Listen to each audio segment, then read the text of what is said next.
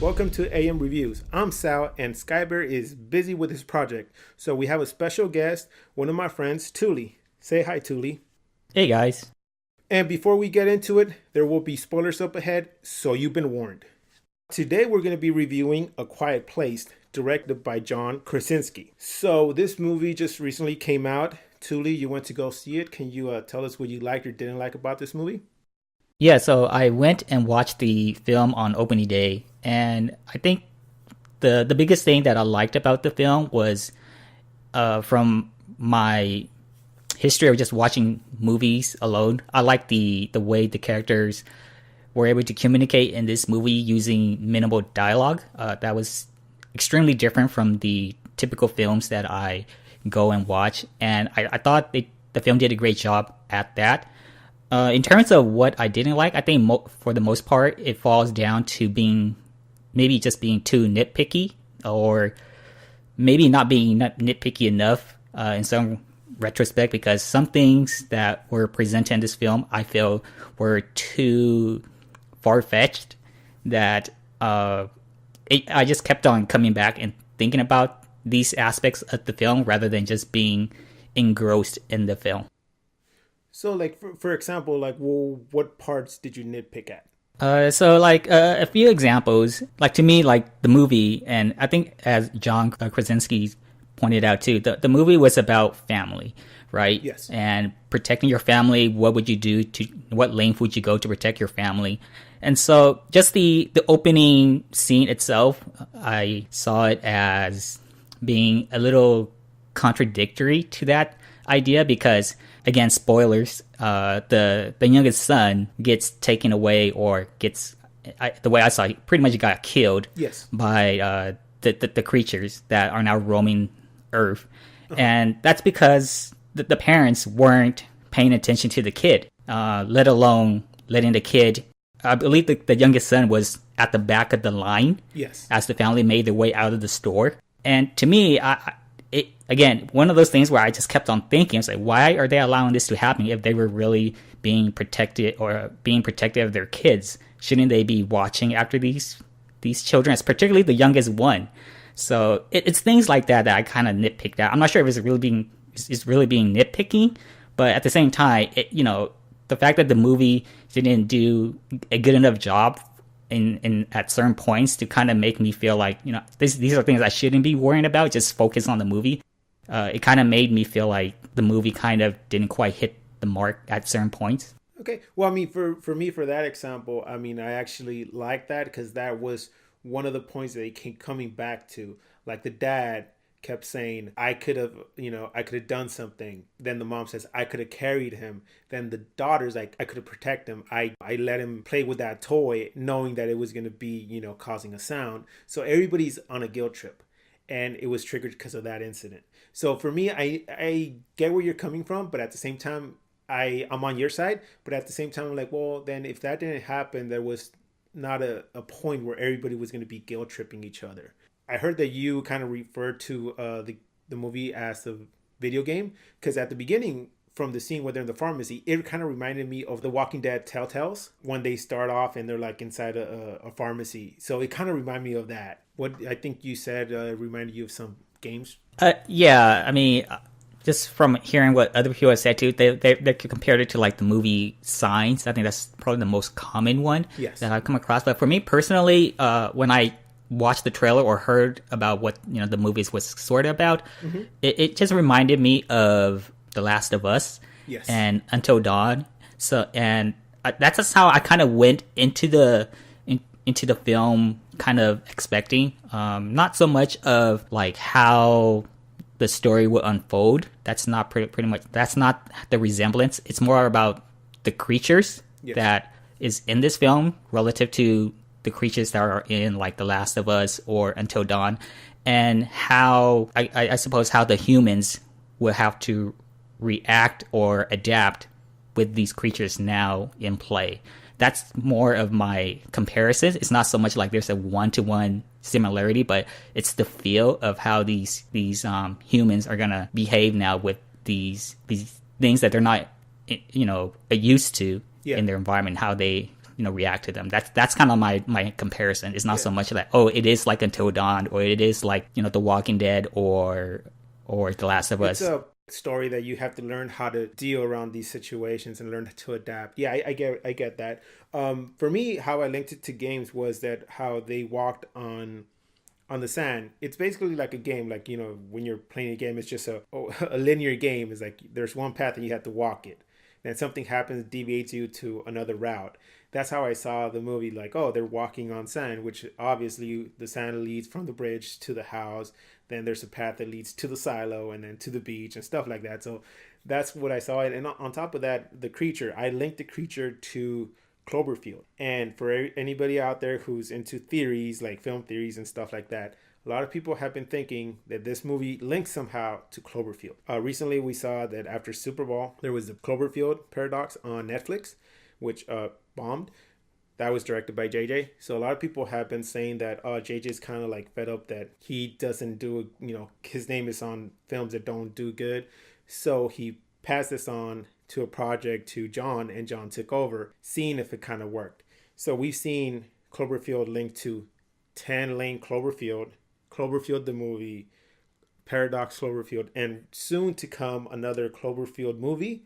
And a lot of people think this movie is linked to it. So, I mean, what do you guys think? And Touly, what do you think about this? I mean, personally, I don't try to connect these with other projects because I pretty much try to go into a film and just see it as an independent project. But, I mean, if it does happen, then at the same time, I wouldn't be surprised. That's how I feel about it. But personally, I don't try to link, this project to another project unless there's like significant evidence that says otherwise. But again, this is just like rumors. So, okay. I mean, you didn't see any connections between the movies, kind of thing. You kind of nothing came out at you saying like, oh, that's Cloverfield right there. For me, it was just the creatures. That's it. I saw the creature, how it moved, and I was like, that looks like Clover-ish kind of creature-ish. But other than that, I didn't see anything else. But there's people online who just been going off saying this is a Cloverfield linked movie or something. I mean, to me, as a fan, I'm like, I can't see the connection. But there's been other movies who are interconnected, Like, what was it? Split. That one actually was a sleeper movie. And at the end, we found out that it was linked to Unbreakable. Now know that there's going to be another Unbreakable 2, I guess. From this, I mean, like you said, there's probably just rumors or people trying to like hype it up or something. But this movie alone was amazing. Anything else you want to add to it, Touly? I do see the resemblance of the creatures to the ones to Cloverfield. I think at the most, I mean, I've heard some people say this too, where possibly A Quiet Place is like a prequel or something to, what's to come. If they really wanted to, they could actually, do another quote unquote Quiet Place movie. Maybe yes.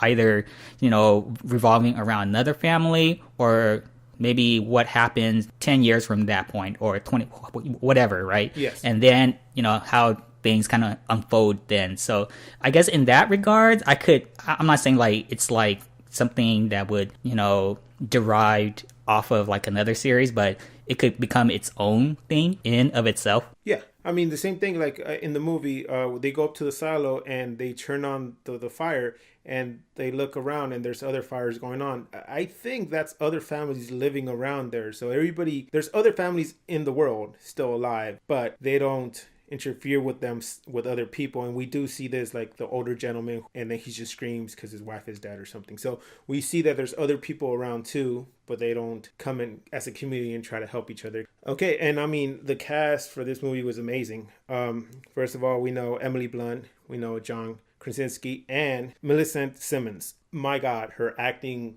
was amazing. When I went to see it, I was amazed that I'm like, man, this girl acted really well and didn't even say a word. Well, stupid me, I should have checked this out before I went to go see it. So I looked up online and I found out that she is actually a death. John actually went to the casting department and said, I need a death girl to be casted for this role. Then he said, I want this girl to be in the movie. And if she's not in it, well, I really want her. So he pressured them. And you know what? Kudos to you, John, because she was amazing. What did you think about her acting, Touly? I mean, just like you, I thought the acting from all the cast was overall really good.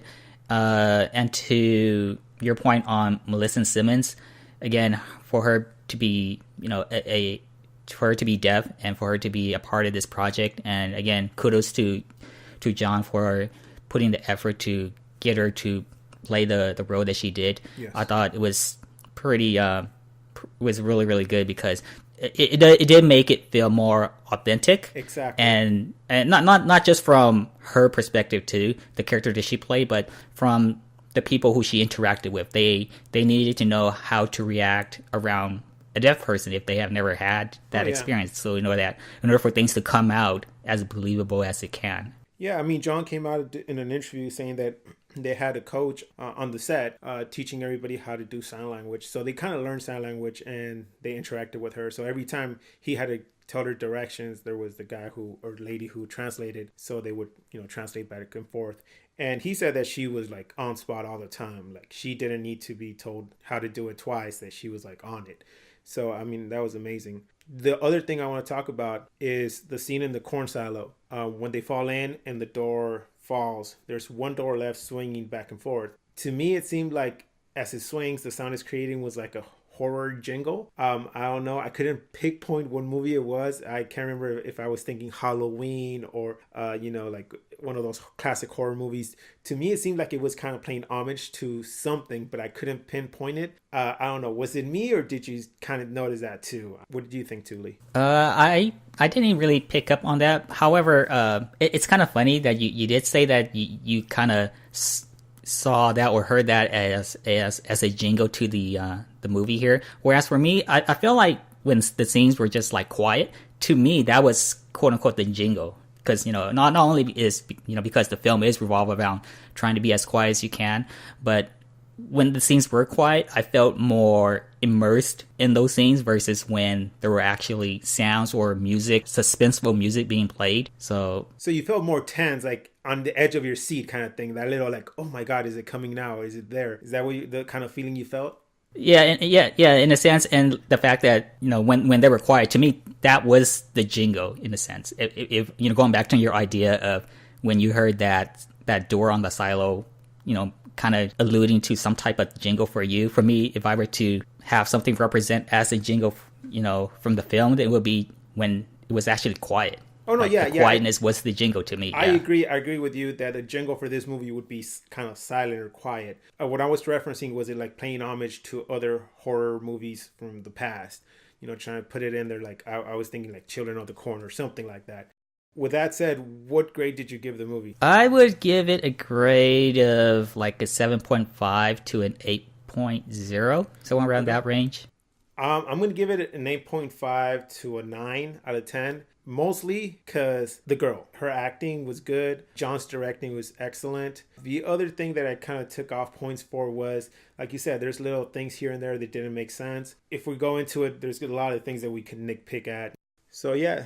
Oh, and Touly, he has a Twitch channel. So Touly, do you want to talk about your Twitch channel? Yeah, so I do have a Twitch channel where I normally would stream myself just playing video games, but as of right now, I'm in the process of trying to revamp that idea too and trying to make it a little more personalized because I know like for the majority of people out there who use Twitch, they're there for just playing video games. So I'm trying to incorporate other hobbies or interests into my stream as well. So it's kind of on hiatus right now, but when I get back to it, I will try to introduce other concepts into the stream as well. But you could definitely follow me on Twitch at Toulyvision, or you could follow me on Twitter as well. I normally update there whenever I go live. So yeah, that's pretty much it. Everything he says is going to be either in the video playing right now or down in the description. So make sure you check that out. Make sure you see his past videos. I've seen some of them, especially his Resident Evil plays. They're excellent. With that said, that wraps up our review for A Quiet Place. So join us next time when we review Infinity Wars. I hope this is a good movie because this is like the Marvel equivalent to a semi-weird family reunion. And god damn it, Fox, just let X-Men and Fantastic Four go now. Come on, let them come back to Marvel. And remember, social media is in the description and hit us up if you have any questions. And remember, keep watching movies.